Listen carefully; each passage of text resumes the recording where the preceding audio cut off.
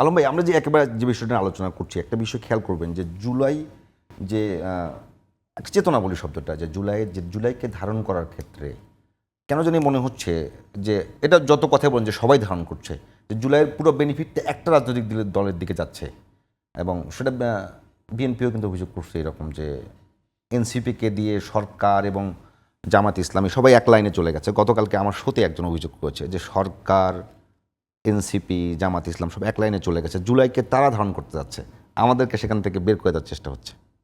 না, কাউকে বের করে দিতে চাইলে তো বের করে দেওয়া যাবে না। এটা ওনার রাজনৈতিক একটা কথা হতে পারে যে উনি রাজনৈতিকভাবে এটা মনে করছেন। হ্যাঁ, এটা ঠিক যে আগে জামাতের সাথে বিএনপির যে কানেকশন ছিল বা লিয়াজো বা একসাথে তারা আন্দোলন করতেছেন, একই জোটভুক্ত ছিলেন। এখন তো তারা জোটে নেই, তখন জামাত বেরিয়ে গেছে। এনসিপি একটা দল যেটাকে অনেকেই সমালোচনা করেন যে এটা সরকারি দল বা এটা কিংস পার্টি, এরকম সমালোচনা আছে। এবং দু একটা কথার কারণে এরকম হতে পারে, এনসিপিকে একটু বেশি সুযোগ দিয়ে দেওয়া হচ্ছে, এরকম কারণে হতে পারে। যেমন আপনি যখন বিএনপি জামাতকে ডাকেন প্রধান উপদেষ্টার দপ্তরে আলোচনা করার জন্য, তখন এনসিপির কিন্তু কোনো রেজিস্ট্রেশন নাই, তারপর তাকেও ডাকতেছেন, তাহলে ইম্পর্টেন্সটা আপনি তাকে বেশি দিচ্ছেন, এরকম মনে হতে পারে।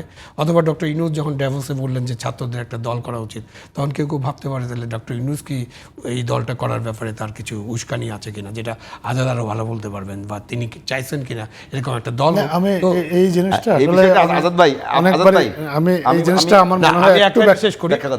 এখন বিএনপি যেরকম ভাবে বলছে বিষয়টা এরকম না। বিএনপির সাথে সব দলগুলো একমত হতে হবে এরকম যেমন কথা নেই, ওদের সাথে বিএনপির সব একমত হতে হবে এরকম কথা নেই। তারা তো ভিন্ন ভিন্ন দল, ভিন্ন ভিন্ন একটা রাজনৈতিক জোট তারা করতে পারেন। এখন এনসিপি, ইসলামী দল, জামাতে ইসলামী তারা একসাথে করছেন, এটা তাদের রাজনৈতিক সুবিধার জন্য হয়তো তারা করছেন, এবং তাদের ভোট আসলে বোঝা যাবে যে তারা কত পার্সেন্ট ভোট পান। এমনিতে আমাদের তো ধারণা আছে জামাতের ভোট কত আছে, ইসলামী দলগুলোর ভোট কত আছে, এনসিপিটা আমরা এখনও জানি না, বাট এই ভোট তো বাড়তেই পারে। সুতরাং আমরা ভোটের মধ্য দিয়েই এটা নিরসন হবে। আজাদ ভাই বিষয়টা বলবেন, যেটা বলতে চাচ্ছিলেন। একটা কথা বারবার বলা হচ্ছে যে প্রফেসর ইউনূস বলেছেন ছাত্রদের একটা দল করা উচিত। উনি কোন কনটেক্সটে বলেছেন এই বিষয়টা কেউ বিবেচনা নিচ্ছে না। আপনি দেখেন যে আমাদের ছাত্র সমাজের মধ্যে এক ধরনের রাজনৈতিক বিমুখতা তৈরি হয়েছিল, যে আমাদের আই হেট পলিটিক্স একটা জেনারেশন তৈরি হয়ে গেছে, ক্যাম্পেইনও তৈরি হয়ে গেছে। হ্যাঁ, সেইখান থেকে আমাদের ছাত্ররা এসে একটা গণবিপ্লব করেছে, ছাত্রদের নেতৃত্বে বা ছাত্ররা সামনের সারিতে থাকে একটা গণবিপ্লব সম্পন্ন করেছে। এবং ছাত্ররা আবার রাজনীতি নিয়ে যে তারা ভাবছে, দেশ নিয়ে যে ভাবছে, এটা এই গণ আন্দোলনের সময় এটা দেখা গেছে। তো এটা দেখা গেছে, পাশাপাশি একটা সমালোচনাও আছে যে বাংলাদেশের ছাত্র রাজনীতি আপনার দলীয় বৃত্তে আবদ্ধ হয়ে যাচ্ছে। ছাত্রদের যে অংশটা রাজনীতি সচেতন, সেই অংশটা কোনো না কোনো দলের সাথে তারা অ্যাফিলিয়েটেড। তো যে কারণে প্রফেসর ইউনূস তো কোনো নির্দিষ্ট ছাত্রকে বলেননি যে এই ছাত্ররা, শুধু জুলাই আন্দোলনে যে ছাত্ররা অংশ নিয়েছেন তাদেরকে রাজনৈতিক দল বলছেন। উনি জেনারেলি ছাত্রদেরকে এনকারেজ করেছেন পলিটিক্যাল প্রসেসে যাতে তারা অংশ নেয়। পলিটিক্যাল প্রসেসে যদি আমাদের ইয়াং জেনারেশন অংশ নেয়, তারা চাইলে নির্দিষ্ট কোনো রাজনৈতিক দলেও যোগ দিতে পারে, তারা নিজেরা কোনো দল গঠন করতে পারে, বাট তাদের পলিটিক্যাল অ্যাওয়ারনেসটা বাড়ানোর জন্য বা পলিটিক্যাল এঙ্গেজমেন্টটা বাড়ানোর জন্য উনি এই কথাটা বলেছেন। এবং এখন এইটাকে এমনভাবে ব্যাখ্যা করা হচ্ছে, মনে হচ্ছে যে উনি ছাত্রদেরকে এনসিপি গঠন করার কথা বলেছেন। উনি কিন্তু এ ধরনের কোনো কথা বলেননি।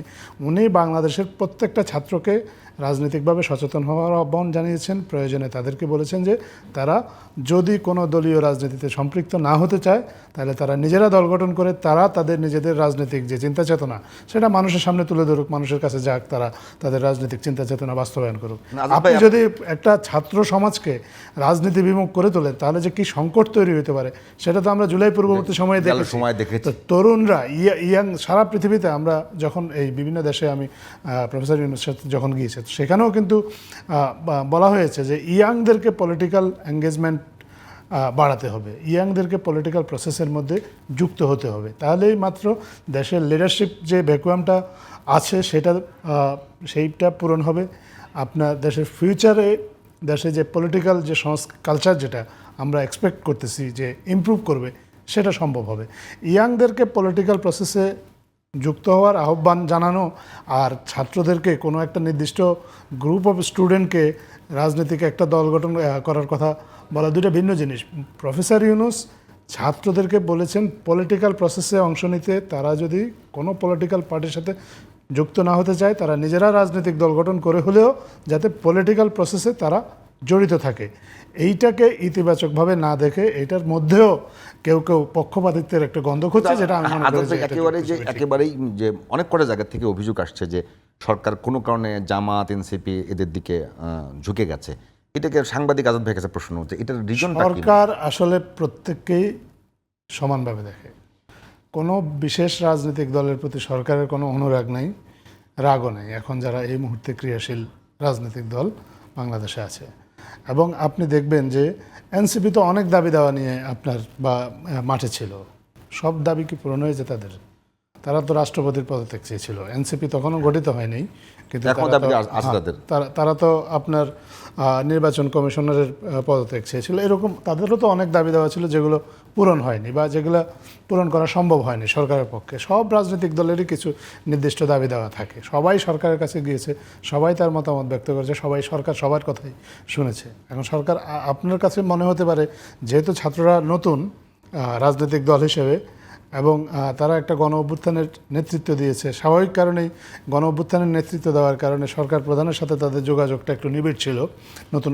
এই কারণে মনে হচ্ছে আমাদের টাইম একেবারে শেষ। আজাদ ভাই, একেবারে শেষ মিনিটে একটু আবু আলম শহীদ ভাই, আপনি কি বলবেন যে আসলে গেল 11 মাসে আমাদের জুলাইয়ের যে চাওয়া সেটা কত দূর গেছে? না, জুলাইয়ের চাওয়া তো আকাশচুম্বী, সব চাওয়া তো আর পূরণ করা সম্ভব নয়, বাট গত 11 মাসে তো অনেক উন্নতি হয়েছে। আপনি সব সেক্টর যদি বিবেচনা করেন অনেক উন্নতি আমরা দেখতে পাচ্ছি। এবং এই যে রাজনৈতিক সংস্কৃতিতে একটা বড় উন্নতি হচ্ছে যে আমরা আলাপ আলোচনার পথে আছি এখনও, যদিও মানে রাজনীতিবিদরা অনেকেই অনেকটা সমালোচনা করেন। তো এখন বিএনপির যে সমালোচনাটার কথা আপনি বলছিলেন যে এই যে একটা হবনবিং চলতেছে, এইটা সমালোচনা করে বিএনপির উচিত যে বিএনপির যে তৃণমূল পর্যায়ের কর্মীরা আছেন, নেতারা আছেন, তারা কোথায় কী করতেছেন এগুলোর খবর রাখা এবং খবর রেখে এগুলোকে ঠিক করা, এটা পরিষ্কারভাবে বলতে চাই। তাহলে তাদের বিরুদ্ধে অভিযোগের তীর ছোড়া হবে না। আপনি এই যে মামলা মোকদ্দমাগুলো দেখেন এবং আপনার ইচ্ছা করলে একটা গভীরধর্মী রিপোর্টিং করতে পারেন, আজাদ সাহেবরা এটা করতে পারেন, কেন এই যে এত মামলা মোকদ্দমা, হাজার হাজার আসামি এবং কোনো ঠিক নাই, একজন ঢাকায় মার্ডার কেসে আসামি আবার চিটাগংয়ে একই সময় murder করছে, তাই না? তো এই সব মামলাগুলো কারা করছে? এবং ওরা বলছেন যে আইন উপদেষ্টা বলছেন যে বাদীকে তো আমরা ঠেকায় রাখতে পারি না, তো বাদীদের পরিচয়গুলো প্রকাশ করে দেন দয়া করে, তাহলে আমরা বুঝতে পারবো যে এইসব মামলার মধ্যে কী উদ্দেশ্য আছে, কী ব্যবসা আছে, কী লক্ষ্য আছে। তাহলে এগুলো কিন্তু আমাদের একটা কাজ, এটাও তত্ত্বাবধায়ক অন্তর্বর্তীকালীন কাজ করছে, গণমাধ্যম করছে, বাট অন্তর্বর্তীকালীন সরকার এটা কাজটা করতে পারে। যেমন আমরা যদি বাদীদের খুঁজে বের করি, বাদীর যে উকিল সাহেবরা আছেন, সেই উকিল সাহেবদের রাজনৈতিক পরিচিতি কী আছে এটা খুঁজে বের করা যেতে পারে, তখন কিন্তু একে অপরকে আর দোষারোপ করার সুযোগ থাকবে না।